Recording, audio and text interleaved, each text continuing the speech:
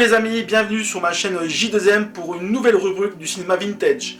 Alors désolé si je suis un peu en retard pour cette nouvelle livraison, mais ben voilà, c'est comme ça, j'ai des choses à faire de mon côté, et donc j'ai trouvé enfin un créneau pour vous livrer cette deuxième mouture de mon thème qui était Roger Corman likes Alien. Donc souvenez-vous, la première vidéo c'était le film La Galaxie de la Terreur, de Bruce D. Clark, et là cette fois-ci c'est Mutant Forbidden World de Alan Holtzman. Alors souvenez-vous, lors de la précédente vidéo, je vous avais décrit un peu le contexte de l'époque, et notamment le fait que Roger Corman était devenu dans les années 70 et les années 80 un stakhanoviste de la production de série B et de série Z. Et bien sûr, comme tout producteur opportuniste qu'il est, il a sauté à pieds joints sur le succès fracassant de Star Wars de George Lucas et de Alien le 8e passager de Ridley Scott. Donc du coup, il s'est lancé dans la production de masse, de productions qui surfent plus ou moins sur le succès de la Guerre des Étoiles et de Alien. Donc 5 productions au total. J'avais pas évoqué lors de la précédente vidéo sur la Galaxie de la Terreur du film Les Monstres de la Mer, Humanity from the Depths de Barbara Peters. Dans ce film, on pouvait déjà voir le jeune Rob Bottin officier au niveau des effets spéciaux, qui était déjà très spectaculaire et très intéressant. Mais bon, revenons un peu sur nos 4 films qui nous intéressent vraiment. Roger Corman s'est donc lâché sur ces 4 productions. Donc je les rappelle, c'est Mercenaires de l'espace, c'est La Galaxie de la Terreur, Mutant et Android. Donc avec ces 4 films-là, il surfe vraiment sur la vague des 2 gros succès planétaires que sont La Guerre des Étoiles et Alien le 8e passager. Voilà. Lors de la précédente vidéo, j'avais un peu souligné, donc je vais peut-être pas revenir sur ce que distinguait un petit peu La Galaxie de la Terreur et Mutant Forbidden World en matière de look, de rythme et de style, hein, j'avais un peu évoqué ça. Donc là maintenant on va se concentrer essentiellement sur Mutant Forbidden World, et pourquoi finalement des 4 films de cette vague là, c'est peut-être celui le plus apprécié, le plus rock'n'roll, le plus bis, le plus fun des 4, voilà. Bon, un mot sur le pitch, bon on va pas trop s'attarder, parce que contrairement à La Galaxie de la Terreur qui avait on va dire des twists, un récit un peu plus riche, on va dire un peu plus dense, ici Mutant, on va pas se leurrer, c'est de la série B carré, efficace, qui va à 100 à l'heure. Donc qu'est-ce que ça raconte? En fait ça raconte l'histoire d'un sorte de soldat de l'espace, en fait on sait pas trop, c'est peut-être un mercenaire, c'est assez flou là-dessus, qui s'appelle Mike Colby, interprété par Jesse Wint, avec un certain panache et un certain bagou, j'ai envie de dire. Et donc il reçoit un appel de détresse qui l'oblige à se détourner vers une planète où se trouve une équipe scientifique qui font des expériences autour on va dire du manque d'alimentation de l'univers. Voilà, en gros c'est ça. Avant d'arriver sur ces planètes, le film nous décrit une petite séquence de bataille de l'espace, où celui-ci est confronté à des pirates. Donc on a une séquence très jolie, très clipesque, avec plein de lumière rouge, bleue, dans tous les sens, et une musique extrêmement tonique, où on voit notre fameux héros dézinguer les vaisseaux spatiaux, donc voilà. Passer ce préambule extrêmement fun et sympathique, on se retrouve directement dans la base, où il fait connaissance bien sûr de l'équipe scientifique qui mène ces fameuses expériences, et là on lui dit que quelque chose ne va pas, que en fait ils ont eu un mort parmi le membre de l'équipage, et qu'ils ont besoin de ce soldat pour essayer de résoudre à la fois l'énigme et également éventuellement régler ce problème. Bien entendu, comme vous en doutez, ça va vite partir en live, ça va partir dans tous les sens, et on va se retrouver avec un bon vieux film de monstres des familles. Voilà, c'est aussi simple que ça, Mutant Forbidden World. Donc on va pas vous faire un dessin, on reconnaît bien sûr les tropes de Alien le 8e passager, hein, donc un espace réduit, là c'est une base, alors elle n'est pas dans l'espace mais elle est sur cette fameuse planète oubliée. Il y a bien sûr l'équipage et ses coursives, ces coursives où peuvent se cacher le monstre, ce monstre qui n'a pas une nature intacte mais qui mute au fur et à mesure du film, donc d'où le titre Mutant, hein. Au départ c'est juste une sorte de steak haché on va dire, et ensuite il évolue, il devient une sorte de parasite, puis un monstre, puis un énorme monstre, etc., etc. Donc il y a plusieurs étapes, voilà. On retrouve bien sûr l'équipage qui est confronté à un mal inconnu, et donc ils essaient de résoudre un peu le problème, et notamment trouver des solutions, à savoir comment l'éliminer, voire même comment on peut établir la communication, ce qui nous vaut quelques séquences extrêmement croustillantes de drôlerie. Voilà. Sinon, bien sûr, comme je vous l'ai dit tout à l'heure, il y a aussi Star Wars qui est passé par là, donc le début du film fait beaucoup penser un peu à une sorte de space opéra, donc on a un clin d'œil à Star Wars, voire peut-être à Star Trek aussi, hein. Comme les précédents films de Roger Corman, notamment Les Mercenaires de l'espace et La Galaxie de Hathor, étaient déjà des ersatz de Alien et de Star Wars, donc on retrouve dans Mutant plus ou moins la même équipe technique, mais également les mêmes décors, le même décorum. Comme vous le savez, Roger Corman c'est un producteur extrêmement avisé, et donc n'hésite pas à recycler les décors, les accessoires pour alimenter ses productions, et c'est d'autant plus bluffant que là franchement on peut pas dire que on a du mal à reconnaître comment il a fait son truc, puisque certes on reconnaît quelques couloirs, quelques accessoires, mais dans l'ensemble le travail de recyclage qu'il a effectué sur Mutant est assez impressionnant, donc ça c'est déjà une bonne note à saluer. Alors avant de rentrer dans le vif du sujet dans le film, vous savez, j'aime bien passer par des détours un peu sinueux, et j'aime bien évoquer en fait les personnes qui ont travaillé ou qui ont joué dans le film. Tout simplement parce que je trouve que ça donne une couleur au film, et ça recontextualise un peu leur parcours, et pourquoi le film est également intéressant. Vous allez voir que c'est également, tout comme La Galaxie de Hathor, c'est extrêmement pertinent de citer un peu les différents parcours des différentes personnes qui ont travaillé sur le film. Alors on commence par le casting. Bon, contrairement à La Galaxie de Hathor, il n'y a pas vraiment de personnalités qui ont vraiment émergé dans le cinéma. On va citer l'acteur principal, Jess Wint, qui joue le personnage de Mike Colby, qui l'interprète avec une certaine prestance. Hein. C'est un baroudeur, c'est un soldat efficace, qui est extrêmement pragmatique. Charmant à 16 heures également, hein, qui collectionne des cicatrices. Il y a une séquence un peu extrêmement drôle où on le voit des tas de cicatrices dans le corps, et il y a toute une séquence avec les deux jeunes femmes du film où il y a un jeu d'érotique et de connivence qui est extrêmement pertinent, hein. Donc voilà, d'ailleurs c'est une idée qu'on retrouvera beaucoup plus tard, si vous vous souvenez bien, dans L'Arme Fatale 3, hein, le film avec Mel Gibson, hein, ou René Russo, où on a un concours de cicatrices à un moment donné, donc une séquence très érotique, et là on retrouve un peu ce côté un peu polisson, un peu léger, qui est extrêmement amusant. Donc ce personnage donc là est un personnage fort en gueule, qui n'hésite pas à rentrer dans l'art, à la hiérarchie, ce qui va se passer dans le film, hein, puisqu'il va se confronter un peu à l'incompétence des différents scientifiques du film. Et donc il est joué par Jess Wint, un acteur qui n'a pas forcément, comme c'est souvent le cas, percé. On l'avait vu dans le film Chinatown de Roman Polanski, il avait un autre second rôle dans Le Tremblement de terre de Mark Robson, ce film avec Charlton Heston de catastrophe qui était extrêmement spectaculaire. On l'a vu dans des petites séries B comme Les Insectes de Feu. Donc voilà, il a fait plus ou moins son parcours. Il est surtout connu pour avoir joué dans de nombreuses séries télé, notamment Chips par exemple, ou encore L'Agence Touriste, ou K2000, voilà. Donc petite carrière. Sur ce film là, il faut quand même le souligner, il est vraiment excellent. Et si dans le précédent film, La Galaxie de Hathor, on pouvait estimer que le héros principal était un peu fadasse, celui-ci je trouve qu'il a beaucoup de prestance, et il interprète avec un certain charisme ce soldat baroudeur, je trouve qu'il est vraiment pas mal, voilà. Voilà, rapidement sur les autres membres du casting, bon, on va surtout retenir les deux actrices féminines du film, parce que, mine de rien, avec le monstre, c'est la grande attraction du film, faut bien l'avouer, hein. Je trouve que le film apporte un côté pop extrêmement assumé, et s'il y a une référence indirecte qu'on peut mettre en avant, c'est bien sûr le Barbarella avec Jane Fonda, cette production de Dino De Laurentiis. Et pourquoi je cite là? Parce que dans le film, elle passe son temps à marcher en talons aiguilles, quasiment dévêtue, avec des robes extrêmement légères de toutes les couleurs, hein, rose, verte, fuchsia, etc. etc. Et donc, elle apporte vraiment ce côté un peu totalement distanciel, avec beaucoup d'humour sur leur apparence, sur leur utilité, pardon, et donc ils ont une plus-valeur érotique, et elle joue très souvent de manière topless dans le film, hein, parce qu'il y a plusieurs séquences érotiques ou des séquences d'amour, et donc voilà, moi je trouve amusant de rappeler un peu cette plus-value du film, parce que c'est vraiment important. Alors, les deux actrices, il y en a une qui s'appelle Jude Chadwick, donc qui joue la grande blonde scientifique du film, et voilà, on l'avait vu dans quelques rôles auparavant, notamment on l'a vu dans le film de Rob Reiner, Vici Spinal Tap, voilà. On l'a également vu dans Jumping Jack Flash, mais le film le plus important qu'elle a joué, c'est dans cette série télé V, Les Visiteurs, où elle joue la rivale de la grande méchante, quoi, avec Tina. Sinon, on va la revoir dans d'autres séries télé, hein, MacGyver, Magnum, l'Agence Touriste, etc., etc. Donc on l'a vu dans tous les plateaux de séries télé des années 80.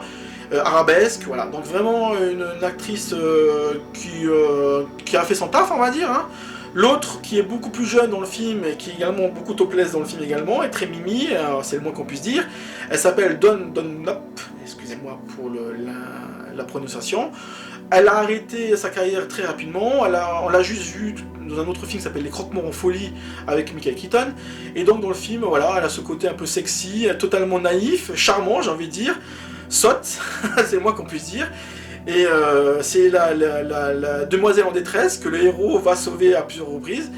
Elle fait toujours les choses, elle est toujours dans des situations pas possibles, toujours là où il faut pas, et le héros passe son temps à la sauver. Donc voilà, ça apporte un côté humoristique qui est bienvenu, et voilà, donc c'est la petite friandise du film, j'ai envie de dire. Alors terminons ce tour d'horizon du casting avec l'acteur, peut-être celui qui a la carrière la plus intéressante et la plus fournie, hein. C'est Scott Pauling qui joue dans le film le personnage de Earl. Alors Earl dans le film c'est déjà aussi tout un programme, hein. C'est le fameux, on va dire, ceux qui s'occupent des caméras de surveillance. Il passe son temps à être derrière ses écrans, à essayer de trouver où se trouve le fameux monstre.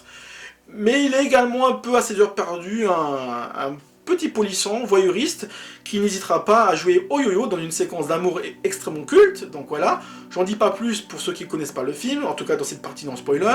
Voilà, donc Scott Pauling, donc c'est celui qui a la carrière la plus étoffée, parce que avant Mutant, on avait pu le voir dans un film de Paul Schrader qui s'appelle La Féline. Il a joué dans de nombreux films de prestige, notamment le fameux film L'étoffe des héros, où il jouait l'un des astronautes, hein, donc c'est pas rien, c'est une grosse production, L'étoffe des héros, hein, un des chefs-d'œuvre des années 80. À côté de ça, il a enchaîné avec d'autres films dramatiques plutôt réjouissants, hein, je pense notamment à Soldier Story de Norman Jewison. On l'a vu également dans des séries télé, des épisodes ponctuels, notamment dans Amazing Story, Le Train Fantôme réalisé par Steven Spielberg, où il joue le papa de famille, hein. Et surtout, peut-être son titre de gloire, j'ai envie de dire, en tout cas son meilleur rôle à mes yeux, c'est l'épisode de Nightcrawlers de William Friedkin, dans la série La 5ème Dimension, où il joue un ancien du Vietnam totalement allumé, qui se retrouve dans une sorte de petit bar le soir.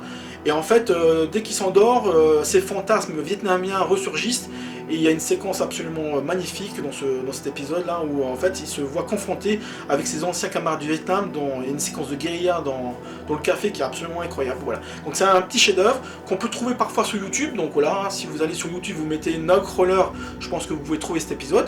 Et donc Scott Pauling, il fait une interprétation saisissante. Voilà. Sinon, il a encore fait d'autres films très intéressants. Voilà. À noter qu'il a été également réalisateur de la série Beverly Hills. Il a réalisé quelques épisodes. Et donc voilà, Scott Pauling, voilà pour le petit tour d'horizon, un visage connu et un acteur intéressant, en tout cas quelqu'un qui a marqué les années 80. Voilà, on a fini notre petit tour d'horizon au niveau du casting. Maintenant on va s'intéresser beaucoup plus au niveau de la fabrication du film, avec un certain nombre de personnalités qui à mon sens mériteraient que je les mette en avant.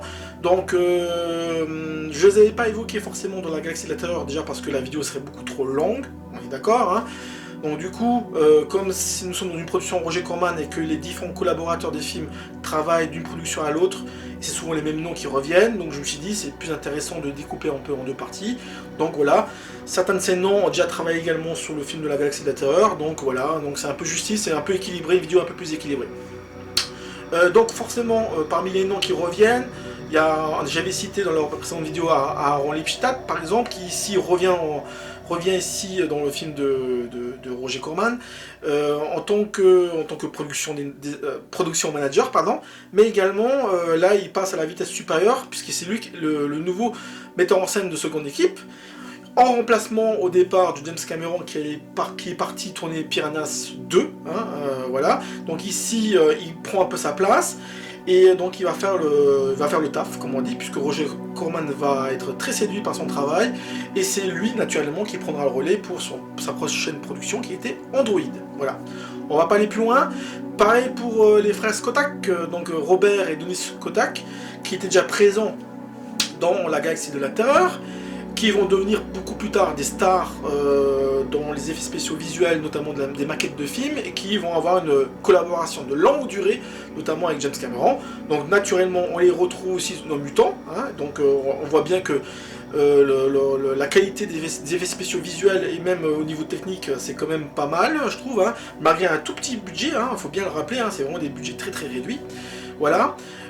Parmi les noms également qui ont travaillé sur les deux productions, alors j'ai pas cité dans la précédente vidéo, c'est Mary-Ann Fisher qui est un peu la productrice du film. Alors elle, c'est intéressant parce qu'elle a officié en tant que productrice sur toutes les productions Corman de cette époque, hein, en tout cas au niveau des effets spéciaux, au niveau de la science-fiction, pardon. Donc les mercenaires de l'espace, la galaxie, Mutants et Android.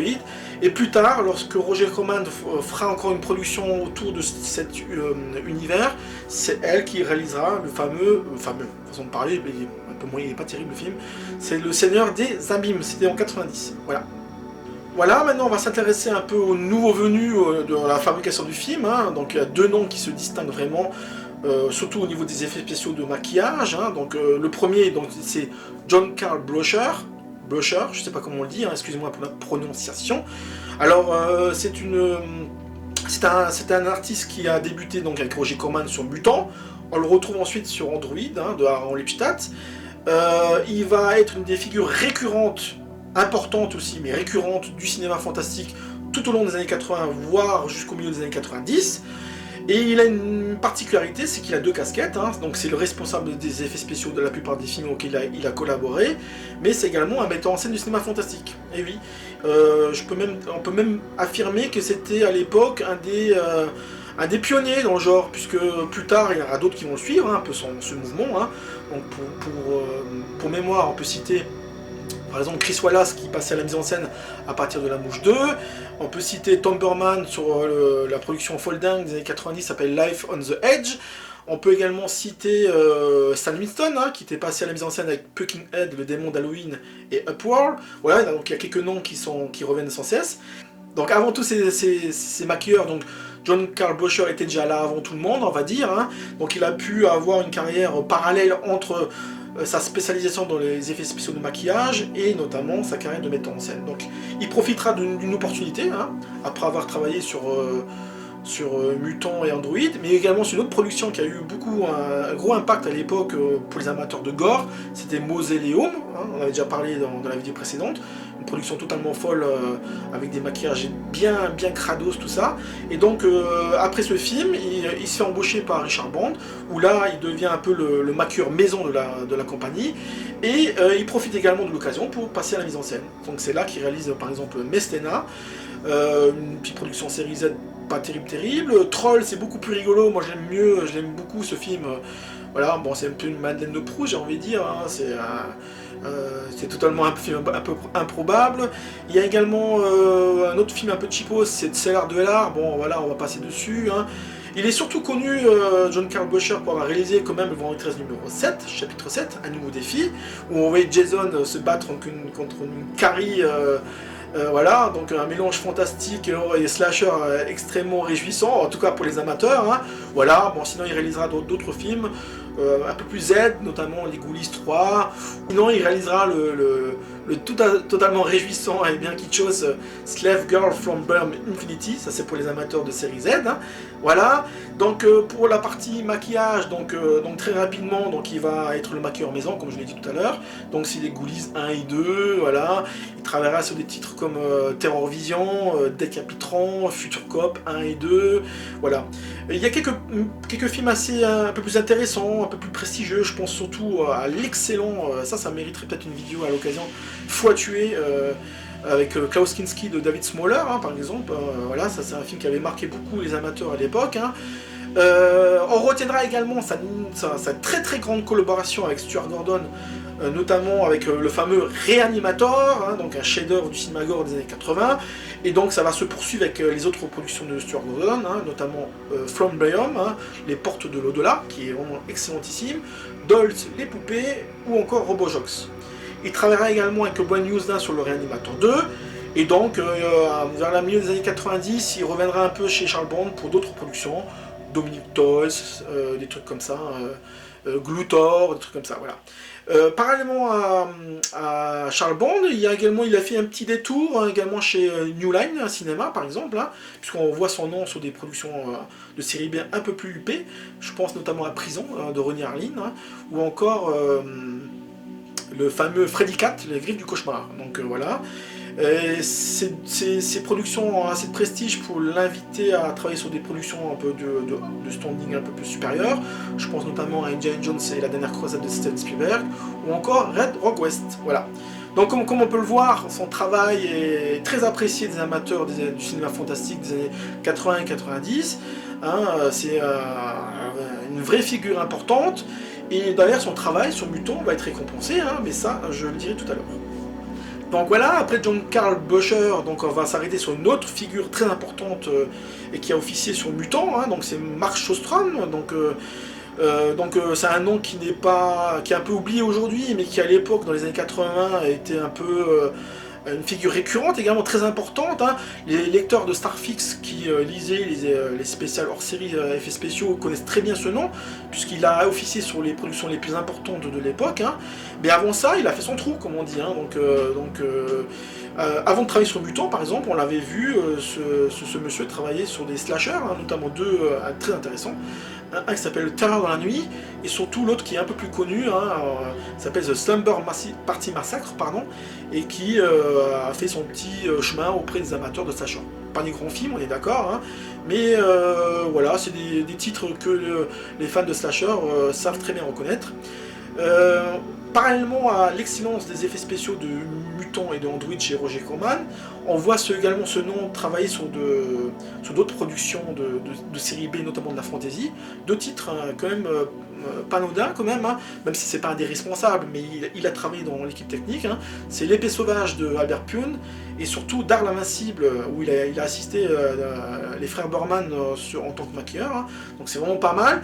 Un boulot en amène un autre, j'ai envie de dire. Donc du coup, il se retrouve en train d'être l'assistant de Rick Barker sur le film Videodrome. Donc voilà, encore une autre production extrêmement importante. Hein.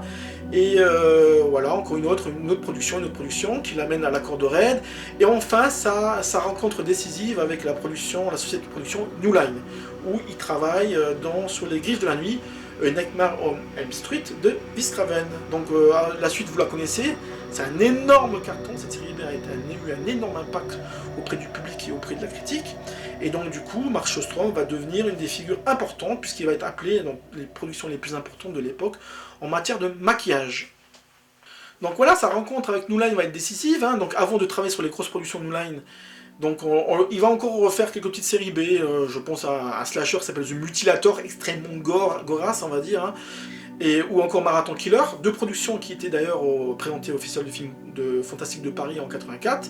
Donc voilà, Marathon Killer c'est également une petite production sympathique. Et après ça, on va vraiment voir le Mark Shostrom que tout le monde connaît des années 80, hein, donc, puisque c'est lui le responsable des effets spéciaux, par exemple, cette fameuse transformation où Freddy Krueger sort du ventre du héros principal dans La Revanche de Freddy, une séquence qui avait traumatisé pas mal de monde à l'époque, tant les maquillages des effets spéciaux sont incroyables. On retrouvera Shostrom sur From Beyond, hein, notamment avec John Carl Buescher, justement, avec toutes ces séquences extrêmement gore, ce docteur Pretorius là, qui se transforme en une sorte de limace géante, gluante, rosâtre, extrêmement dégueulasse. Evidit 2 de Sam Raimi, voilà, un autre gros morceau des effets spéciaux de maquillage. Puis il y a également Fantasme 2, Poltergeist 3, donc voilà, d'autres productions extrêmement importantes. Le Prince des Ténèbres de John Carpenter également, hein, où il a également participé au film. Et donc voilà, on arrive quasiment à l'aune des années 90, où Mark Shostrom est devenu une figure extrêmement reconnaissable des maquillages. Donc voilà, donc après ces années folles des années 80, son nom circule, on le retrouve dans des productions beaucoup plus prestigieuses, donc comme Dick Tracy par exemple, qui va l'amener à pouvoir travailler sur un des Star Trek, donc Star Trek Génération. Donc du coup, il va avoir un pied sur l'univers de Star Trek et il va se retrouver comme un des maquilleurs essentiels de deux séries Star Trek, donc Deep Space Nine et Voyagers. Voilà. Donc une carrière comme ça. À la télé, il est également une des personnalités importantes de la fameuse série Buffy et les vampires. Donc voilà, donc on voit qu'il va beaucoup travailler pour la télévision. Entre ses productions, donc il y a quelques productions de prestige au cinéma. L'Associé du Diable, le Déshonneur d'Elizabeth Campbell notamment. Voilà, des productions comme ça. Donc forcément, à partir des années 2000, comme la plupart des maquilleurs de cette époque, il va un peu disparaître du champ de vision. Tobe Hooper va faire appel à lui sur 2 films encore, hein, donc bon, pour ceux qui ne connaissent pas, le remake de Tobox Mulder, voilà, une petite production slasher moyennement, on va dire pas terrible, ou encore Morituary, voilà, ce film avec des zombies là un peu bizarres. Et puis voilà, on le reverra une dernière fois au générique depuis 2017, c'est sur une production Blumhouse, c'est Amityville, The Awakening de notre français Pierre Calfan. Donc voilà, et depuis on l'a pu. Bon. C'est pas grave, hein, on va dire, hein, c'est un peu le destin de nombreux maquilleurs de cette époque-là. Mais quoi qu'il en soit, Mark Shostrom a été extrêmement important dans le domaine du maquillage dans les années 80. Et d'ailleurs, pour conclure cette aparté sur les maquillages, John Carl Blocher et Mark Shostrom, le film va avoir un certain impact au Festival du film fantastique de Paris, puisque le film va repartir avec le fameux prix des effets spéciaux. Et ça, c'est pas rien, ça montre bien que le public est sensible à leur travail, et c'est vrai que là-dessus, Muton est absolument étonnant et admirable, parce que les effets spéciaux, malgré un budget extrêmement réduit, sont extrêmement spectaculaires et variés. Alors, comme je l'avais dit dans la vidéo précédente avec la Galaxie de la Terreur, Roger Corman c'est un peu un opportuniste, quoi. Donc il fonctionne par rapport au marché, ça on l'avait déjà dit, mais par rapport à donner les rênes d'un film à un jeune metteur en scène, il fonctionne un peu de la même manière.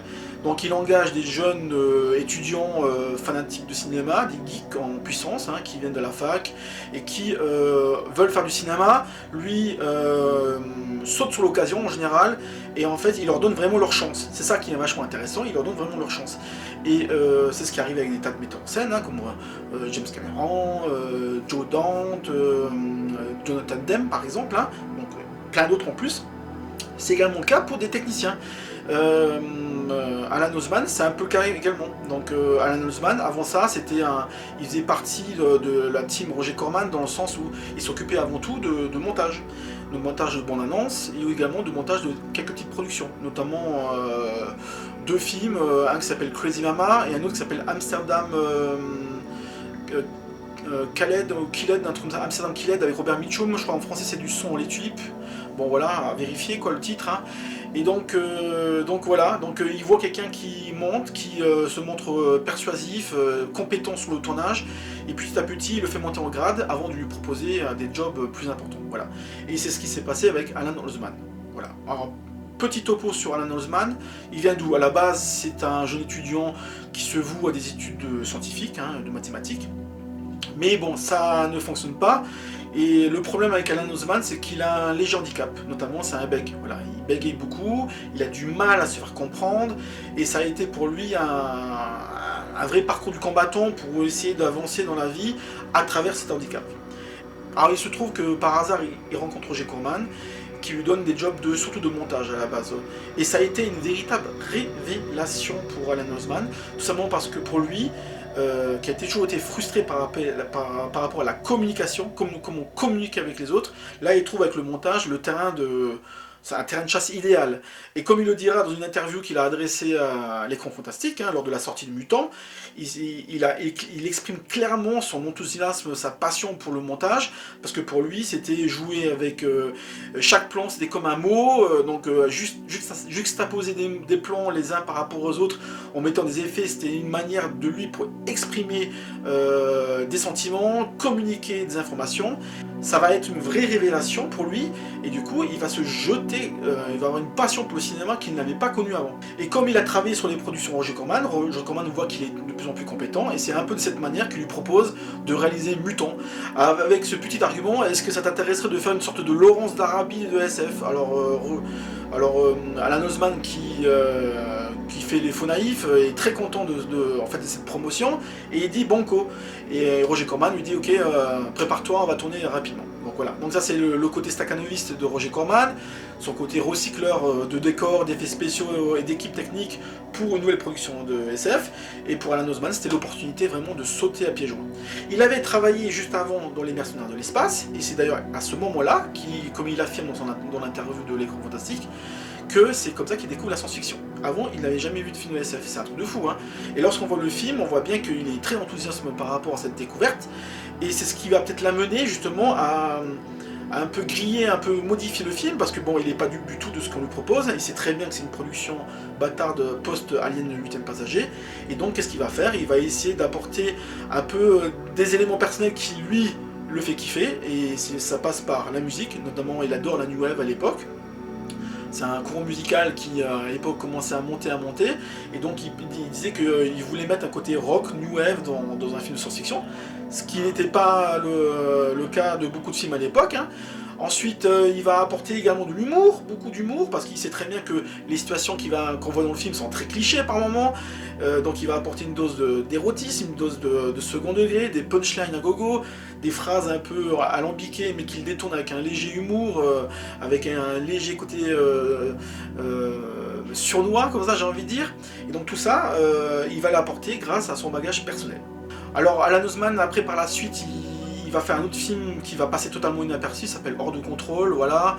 Il va un peu essayer de grappiller ici quelques postes de production, notamment sur un film d'horreur qui s'appelle The Final Terror, mais bon, le film passe un peu inaperçu, il est un peu oublié. Et, il tente sa chance également en tant que réalisateur de seconde équipe, notamment sur Critters 2 ou une autre série B qui s'appelle Les Casseurs, Le Gang des Casseurs, un truc comme ça, qui est bon, pas terrible. Il retournera au montage, donc il fera encore quelques films de montage, notamment The Sleeping Car, une petite production pas géniale et géniale. Le film Vamp également, on le retrouve un peu au montage du Vamp, de Stephen Wake, je crois, si je me souviens bien. Et voilà. Et puis il va faire toute sa carrière, il va plus faire de long métrage, il va surtout travailler dans le montage.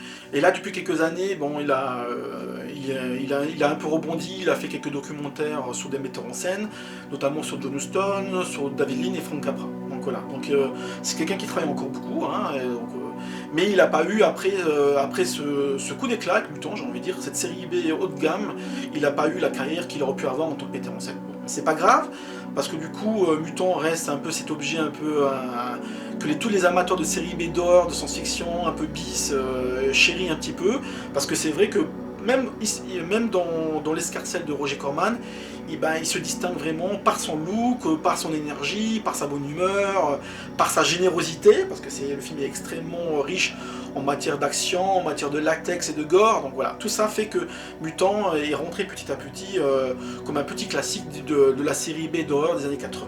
Un mot sur sa réception, alors contrairement à la Gaxilator qui passait totalement inaperçu en 1981 au Festival d'Avoriaz, Mutant, lui, au contraire, il a créé plutôt l'enthousiasme, le côté un peu totalement décomplexé du film y est pour beaucoup, hein, donc notamment, comme je l'ai dit tout à l'heure, au niveau des effets spéciaux, de l'action, ce côté érotique un peu, ce côté un peu rose bonbon du film d'horreur, c'est assez curieux, et donc oui, il va avoir une belle carrière en France, puisqu'il va être présenté au Festival du film fantastique de Paris, hein, qui, comme vous le savez, un peu la rivale à l'époque du Festival d'Avoriaz.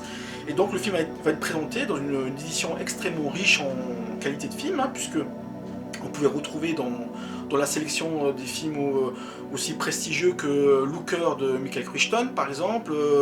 On pouvait trouver La main du cauchemar d'Oliver Stone, par exemple. On pouvait trouver Next of Skin, qui d'ailleurs, cette année-là, recevra le grand prix du festival, ainsi que la prix de la meilleure musique du film. Il y aura également, bien sûr, le monumental et très célèbre Evil Dead de Sam Raimi. Sam Raimi qui repartira avec 2 prix dans ce festival, le prix de la première œuvre et le prix du public. Et justement, c'est là que je vais revenir.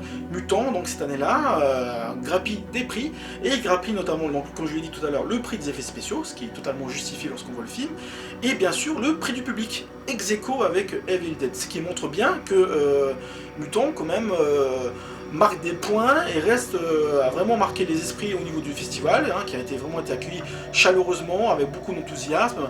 Le côté fêtard du festival de Paris aide beaucoup à ce genre de film d'avoir une certaine renommée, et c'est pas pour rien que les 2 films les plus fous, on va dire, les plus inventifs, on va dire, les plus généreux de cette année-là, c'est ceux qui ont eu les faveurs du... Voilà, on peut un peu plus rentrer un peu plus sur le film. Donc comme vous le savez, donc le film a été vendu comme une sorte de relecture, un plagiat de Alien, mais on peut également se poser la question, en voyant le film, s'il n'y avait pas d'autres influences très nettes qui vont nourrir le film.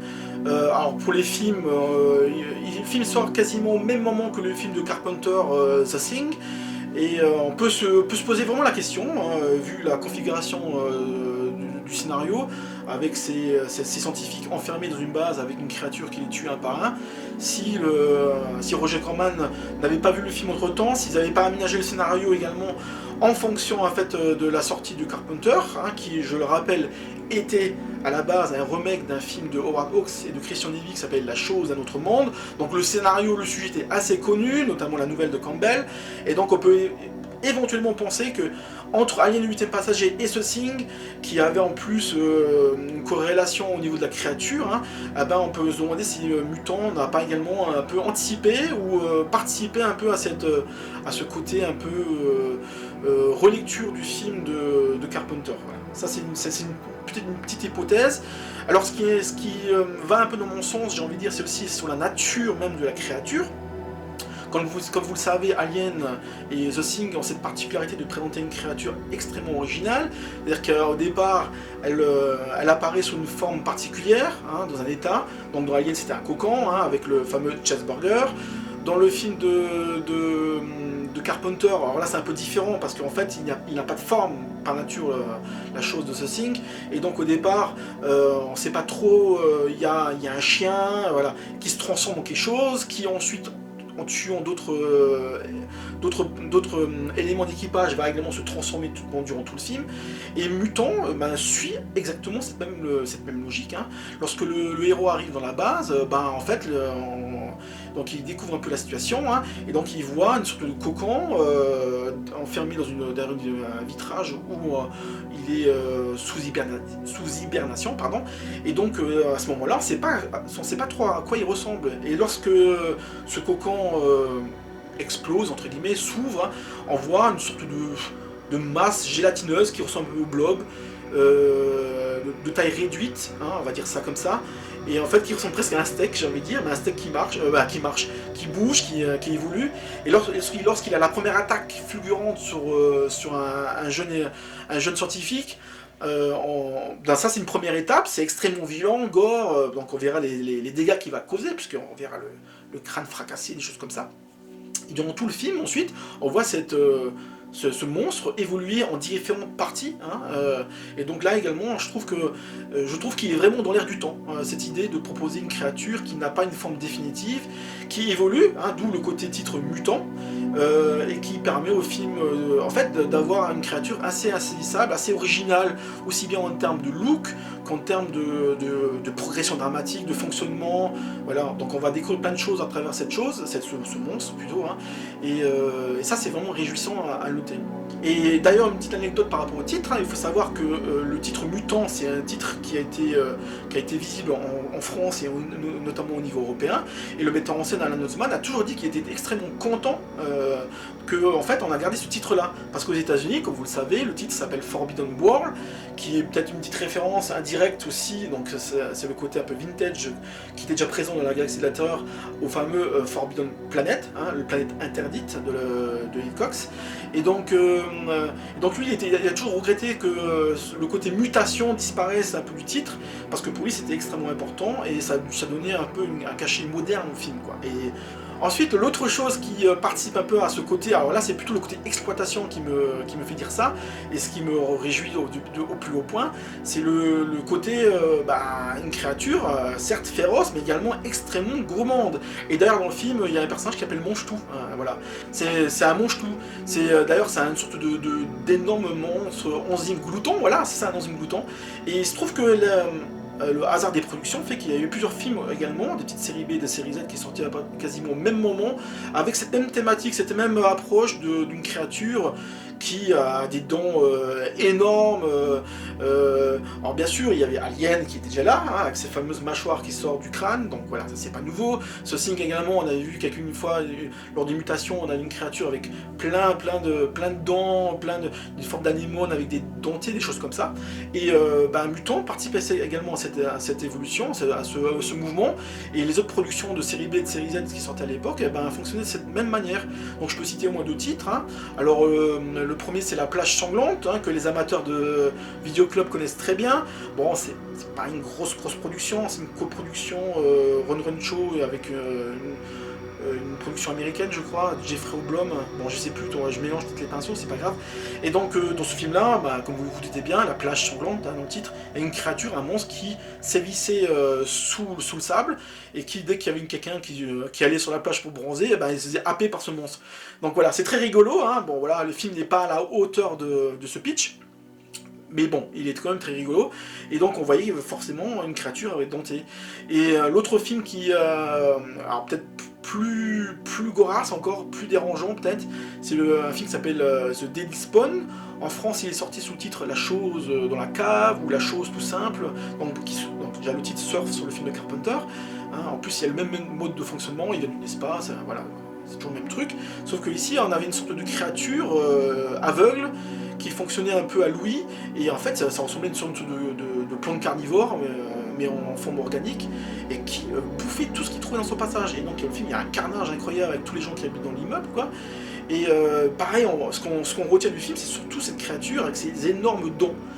Voilà, et il n'hésite pas à croquer tout ce qui passe devant elle, quoi. Et Mutant retrouve un peu ce principe-là à plusieurs reprises. Il n'hésite pas à gober les choses. Et donc le thème de la nourriture est extrêmement présent, parce que déjà, ce qu'il faut souligner, que j'ai pas précisé, c'est que lorsque la créature du mutant attaque une personne, grâce à sa bave, il y a toute une explication scientifique un peu tirée par les cheveux qui est assez amusante. En fait, elle a des conséquences sur la personne qui s'est fait mordre, on va dire, et en fait, elle devient une sorte de... elle se décompose, elle se transforme en nourriture littéralement. Et dans le film, il y a une séquence assez incroyable où sur la table d'opération, on voit la personne se décomposer au fur et à mesure et se transformer en amas de chair. Et le scientifique du film, il explique qu'en fait, grâce à sa bave proto-80, je sais plus quoi, ça devient une sorte de... Il les transforme, il les fractionne comme si c'était de la nourriture. Et je trouve que c'est typiquement ce type d'élément qui apporte de l'humour au film, d'autant qu'en plus, les scientifiques ils sont sur cette planète parce qu'en fait, ils ont une mission, et cette mission, c'est que, comme dans la galaxie, il y a une sorte de pandémie, une sorte de famine généralisée, eux, ils sont là pour trouver un moyen de créer de la nourriture. Donc, on voit très bien l'ironie qui se dégage de tout ça. Eux qui sont là pour essayer de créer une solution, de trouver une solution pour endiguer la famine dans le monde, se retrouvent être au centre d'un énorme supermarché pour monstres, et c'est extrêmement exaltant à ce niveau-là. Autre thème que la nourriture, je l'avais plus ou moins évoqué lorsque je parlais de l'announcement tout à l'heure, c'est la question de la communication. Donc comme je le rappelle vite fait, donc il a trouvé à travers le montage un moyen d'expression. Alors il se trouve que ce mutant, il a deux postes, hein. Il est à la fois le metteur en scène et également le monteur. Et ça, c'est pas anodin, parce que dans le film, justement, on voit bien que le thème de la communication, cette volonté de communiquer entre les personnages est extrêmement important. Alors ça passe à travers des fois peut-être une forme de direction artistique extrêmement outrée, notamment avec des lookers de toutes les couleurs, des choses comme ça, mais également la créature, il y a une séquence extrêmement également hilarante, j'ai envie de dire, mais prenante, où on a ce fameux cliché, vous savez, le cliché où le scientifique essaye de communiquer avec le monstre, parce qu'il faut absolument communiquer avec lui, parce qu'on veut pas la tuer de manière radicale, donc on essaie de communiquer avec elle.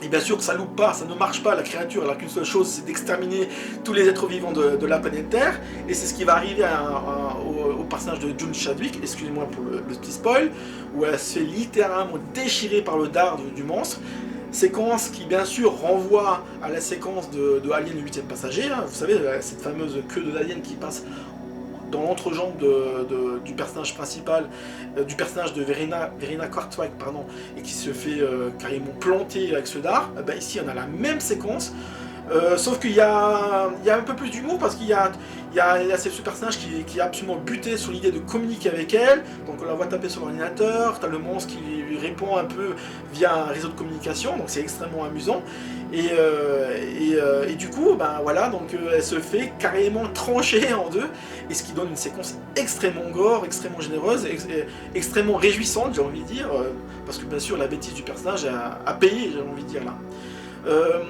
Voilà, sinon là, au niveau de la communication, Donc ce qui est intéressant également dans le film, c'est que c'est au niveau du montage, au niveau du style et de la rythmique.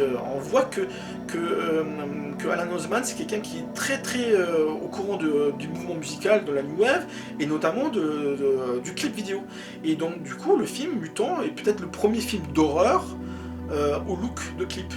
D'ailleurs, la séquence d'ouverture, où on voit le héros enfermé dans un sarcophage où il est endormi, un peu comme dans Alien, une nouvelle fois, on est d'accord, hein. Donc il est sous réveil, il y a la sonnette d'alarme qui sonne au début du film, parce qu'il y a des vaisseaux pirates qui les attaquent, donc il est réveillé, et pendant son réveil, le metteur en scène utilise des montages extrêmement cut, très clippés, très stroboscopés, voilà comme ça, c'est ça, très stroboscopés, où on va voir des éléments du film qui va se dérouler. C'est-à-dire comme un flash forward. C'est-à-dire qu'il nous donne des informations de ce qui va se passer. Et à la fin du film, il va faire l'inverse. Il va faire une sorte de flashback qui nous permet au spectateur de se souvenir de tout ce qui s'est passé auparavant. Et à plusieurs reprises dans le film, il n'hésite pas à utiliser ce côté clip, ce côté extrêmement dynamique du montage, qui est également aidé par la direction artistique, hein, et la photographie. Justement, si on parle clip, il faut quand même parler d'une séquence centrale qui est devenue un peu culte, hein, qui est un peu devenue une référence un peu extrêmement olé olé, un peu mignonne, j'ai envie de dire. C'est la fameuse séquence où les héros du film, Jasmine, qui joue son personnage un peu à la Cobra, j'ai envie de dire, hein, ce fameux manga japonais qui a fait le bonheur du Club Dorothée, il arrive à ses fins, donc il y a une séquence d'amour extrêmement topless et érotique dans sa chambre. Pendant ce temps, il y a un des personnages qui observe par une vidéo de surveillance, donc on peut se demander comment ça se fait qu'il y a une caméra de surveillance dans les chambres, mais peu importe, donc il regarde la séquence d'amour, lui il s'amuse également au yo-yo, et pendant ce temps, au montage, on a une séquence extrêmement clippée, bercée par une musique, une composition de New Wave, Suzanne Justine qui a fait la musique du film, et donc elle apporte ce côté New Wave, pop, extrêmement réjouissant, extrêmement fascinant, et tout ça est monté de manière extrêmement stroboscopique, ce qui donne le côté un peu encore plus amusant, et c'est superment efficace. Et d'ailleurs, pour l'anecdote, Suzanne Justine, c'était la femme de Alan Ousman à l'époque, hein. Elle va travailler un peu avec lui sur d'autres films, et donc c'est clair que là également, en termes de montage, de dynamisme, le Mutant se détache de ce qu'on pouvait voir à l'époque, et c'est peut-être pour ça également que le film a autant marqué les esprits, a autant marqué, on va dire, les pisseux. Voilà, sur ce, on va arrêter là-dessus. Donc je vous invite vraiment à découvrir le film, qui est extrêmement généreux, extrêmement dynamique, d'autant qu'il est sorti en France en DVD bourré sur BKHL, si je me souviens bien, c'est ça, BKHL. Et donc voilà, n'hésitez pas à vous le procurer, parce que c'est vraiment le top de la série B des années 80. Voilà, comme d'habitude, on va arrêter la vidéo sur plusieurs séquences copinage. La première, donc, c'est bien sûr, quand ça concerne toutes les jaquettes, le visuel que l'on peut voir sur la vidéo. Donc, une nouvelle fois, c'est Culture Biz qui participe un peu à cette vidéo. Et donc, je vous enjoins vraiment à aller sur sa page Facebook pour voir toutes ces belles choses qu'il met à votre disposition gratuitement. Donc, n'hésitez pas, hein, Culture Biz sur Facebook.